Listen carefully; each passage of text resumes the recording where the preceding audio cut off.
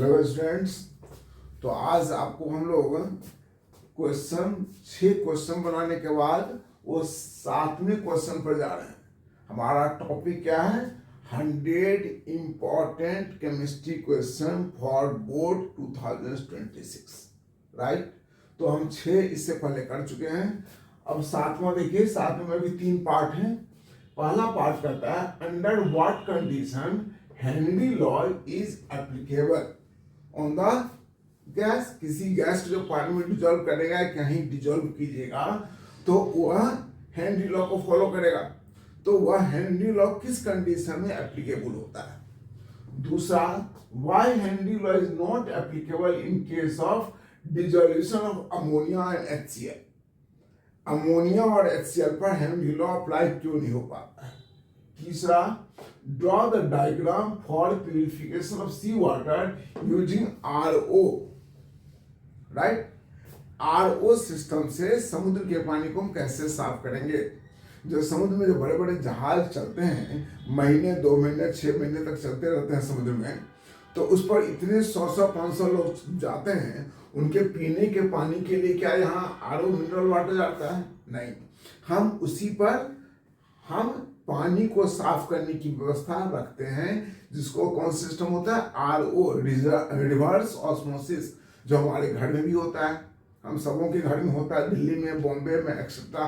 गांव में जरूरत नहीं पड़ती है, गांव का पानी प्योर होता है ना। तो हम इन तीनों क्वेश्चन को पढ़ेंगे। क्योंकि थ्योरेटिकल क्वेश्चन है, इसलिए हम तीनों को एक साथ किया है। कहता है क्या? Henry law is applicable only when following conditions are applied, या प्रिवेल करेगा। कौन कौन? when pressure should be low, जो आप गैस को डिजोल्व कर रहे हैं उस समय प्रेशर क्या होना चाहिए? लो होना चाहिए। And temperature should be high, pressure low, temperature high.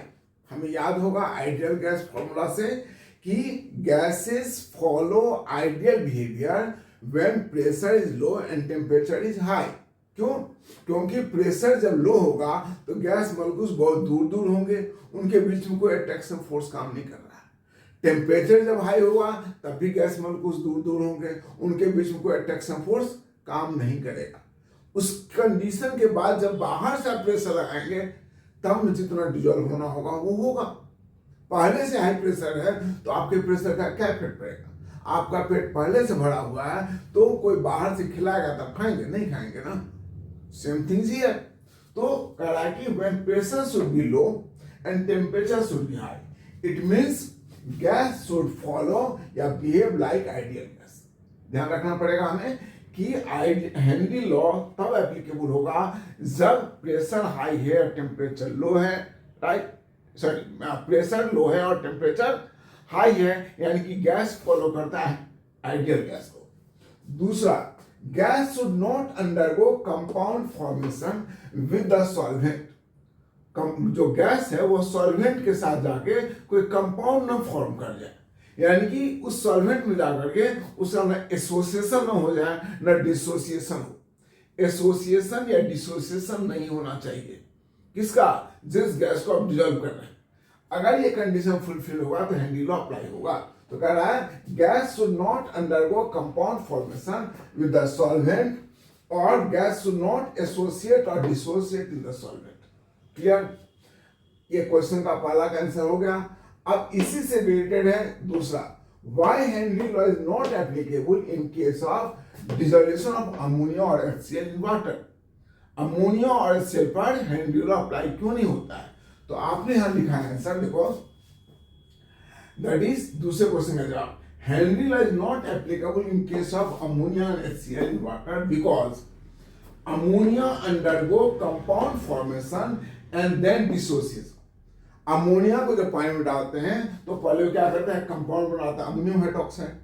अब ये अमोनियम हाइड्रोक्साइड फिर क्या होता है? डिसोसिएट होता है। तो जो एक कंडीशन कर रहा है तो फुलफिल नहीं हो रहा है ना, वो कंपाउंड भी बना रहा है, डिसोसिएट भी हो रहा है, इसलिए इस पर एप्लीकेबल नहीं हुआ।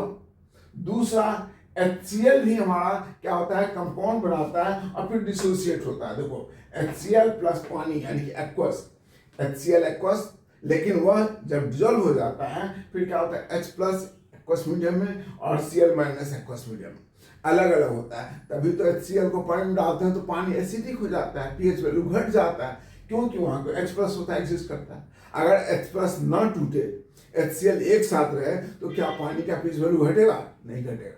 वो तो H और Cl टूट जाते हैं, मीडियम H प्लस आयन बढ़ जाता है, तभी तो pH वैल्यू चेंज होता है।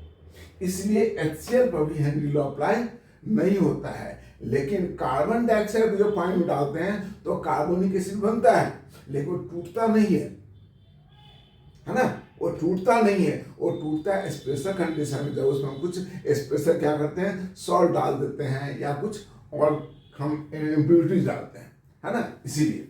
तो ये हमारा रीजन हो गया इसका।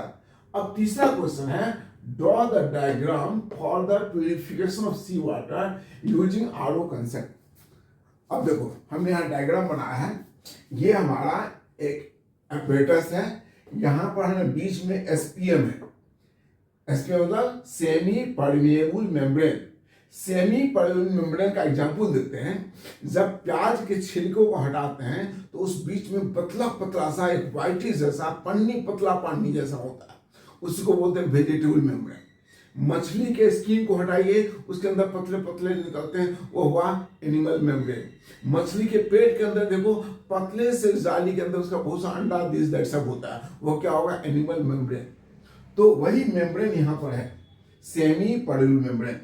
इधर क्या है, प्योर वाटर, इधर क्या है, सी वाटर। सी वाटर में सॉल्ट होगा, तो सॉल्ट के कारण उसका वेपर प्रेशर क्या होगा, कम होगा। तो आपने लिखा है initially vapour pressure of solution इसका is less than P nought. ये प्योर वाटर, इसका ज्यादा होगा। अब हमने क्या किया, बाहर से पिस्टन के हेल्प से इसमें प्रेशर बढ़ाते हैं, इतना प्रेशर बढ़ा देते हैं कि अब इस साइड का प्रेशर हाई होगा इस साइड से, राइट। तो क्या होगा, पानी मॉलिक्यूल यहां से यहां मूव करेगा। ये होता है सॉल्वेंट मॉलिक्यूल, यानी कि H2O। H2O इधर से इधर जाएगा, H2O इधर से इधर जाएगा, इसको ऑस्मोसिस बोलते हैं। ऑस्मोसिस को बोलते हैं इधर से इधर पानी आता है, लेकिन एक्स्ट्रा प्रेशर के कारण अब पानी इधर से इधर जा रहा है, यानी कि उल्टा हो रहा है, तभी तो इसका नाम हुआ रिवर्स ऑस्मोसिस। अगर आप नहीं लगाएंगे पिस्टन तो क्या होगा, इधर प्रेशर जाएगा प्योर वाटर, तो पानी इधर से इधर आएगा, दैट इज कॉल्ड ऑस्मोसिस। लेकिन बाहर से प्रेशर लगाने से क्या हो गया कि इस साइड का प्रेशर इधर से ज्यादा हो गया, तो इधर का पानी, सिर्फ सॉल्ट नहीं, पानी, क्योंकि SPM only allow the movement of water, no other thing, so water will move from this side to this side. तो यहाँ का सी वाटर इधर से इधर आ रहा है, ऊपर से पिस्टन लगाया, पानी इधर गया, नल से पानी पीते हो गया आपका प्यूरिफाई। क्लियर? क्या क्या आपने एपरेटस अरेंजमेंट है, बीच में एसपीएम लगा हुआ है, सेमी परमिएबल मेम्ब्रेन, इधर प्योर वाटर है, इसलिए इधर का वेपर प्रेशर ज्यादा होगा, है ना। इसके प्रेशर को हमको क्या डिनोट करें, पी नॉट, और इधर के प्रेशर को क्या बोले, पीएस। तो इनिशियली क्या होगा कि इस साइड का प्रेशर कम है, इधर का प्रेशर ज्यादा है, तब पानी इधर से मूव करेगा, इसको बोलते हैं ऑस्मोसिस। लेकिन हमने क्या किया, बाहर से पिस्टन के हेल्प से इधर प्रेशर बढ़ा दिया, इतना बढ़ाया कि PS is greater than P not, फिर वाटर मॉलिक्यूल इस साइड से इस साइड मूव करेगा, जिसको आप बोलेंगे रिवर्स ऑस्मोसिस, राइट। तो समुद्र का पानी इधर से इधर आ रहा है, प्रेशर ऊपर से लगा रहे हैं, प्योर वाटर इधर जा रहा है और आप इधर पानी पी रहे हैं। So after applying the external pressure, ये सिचुएशन है। So this is clear how we are purifying the sea water. Thank you.